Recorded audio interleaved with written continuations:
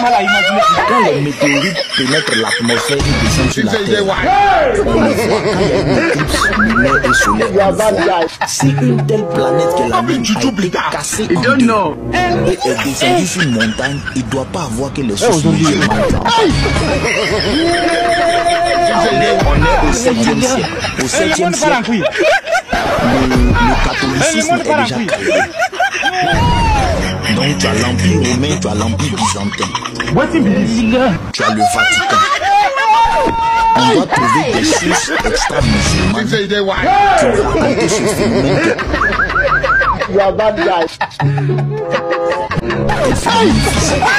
Maintenant, s'il y a des sources extra-musulmanes qui vont parler, tu les présentes. C'est ça mon problème. Ok. Non, ok.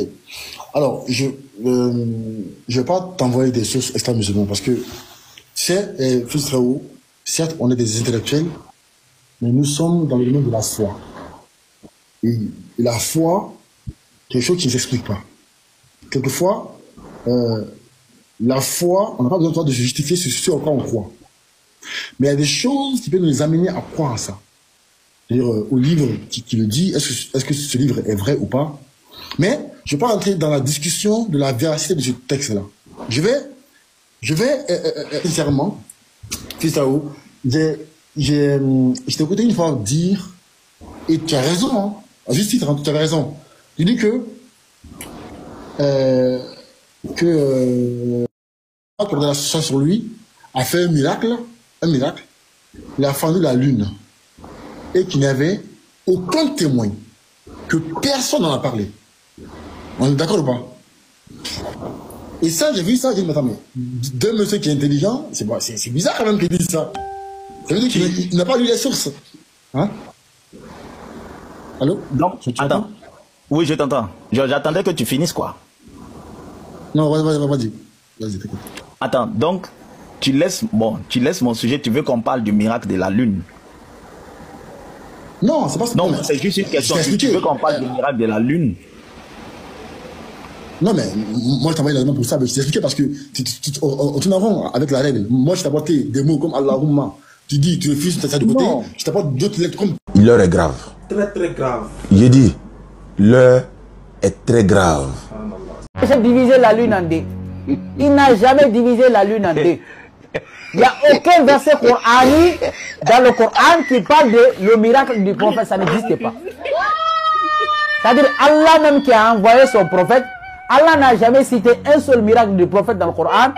C'est qui vont venir écrire un livre après la mort du prophète. Le prophète, il a réconforté le bois. Il a réconforté quoi? Le bois. Ton maudien. Il a réconforté quel bois? Qui a réconforté le bois? Il n'a pas réconforté le bois, il a réconforté un cadavre. Qui l'a réconforté? C'est toi qui connais? Allah a parlé des miracles de Moïse. Il a parlé le miracle de Isa. Il a parlé des miracles de beaucoup de prophètes, mais sauf le prophète Mohammed. Allah n'a jamais cité aucun miracle dans le Coran des prophètes. Citez-nous un seul miracle. Donne-nous le verset. Donne-nous un seul verset dans le Coran qui parle des miracles des prophètes. Ça n'existe pas. Mais ces vauriens-là allaient écrire, tellement que ce sont des adorateurs de Mohammed. Ils n'aiment pas Allah, ils adorent le Mohammed. Ils adorent qui? Mohammed.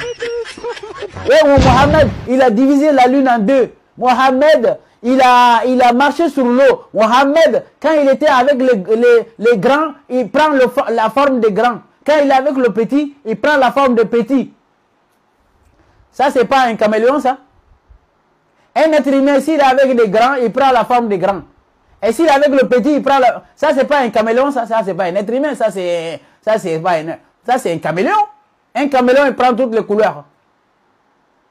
Hein? Quand il marchait, on ne voit pas ses pas. Et ça, c'est pas un djinn, ça c'est pas un être humain. Un être humain qui marche, on voit pas les pas de son pied. C'est quoi ça? Allah a créé le ciel et la terre.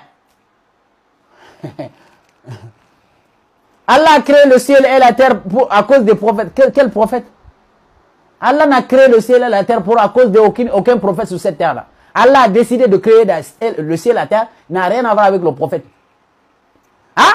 Tellement que ces gens-là, ils aiment adorer le prophète Mohammed. Ils sont partis prendre un gros pantalon d'un explorateur qui est décédé, je ne sais pas dans quel pays. Hein? Un gros pantalon comme ça, même Pépé Calais ne peut pas porter. Je ne sais pas quel continent ils sont partis chercher ce pantalon-là. Hein? Ils ont mis ça dans un musée là-bas. Ça, c'est le pantalon du prophète. Il dit quel prophète d'abord? Ça vous l'a dit. Mais quel prophète d'abord? C'est celui du Coran ou celui des hadiths? Si c'est le hadith, si celui des hadiths sont maudiens.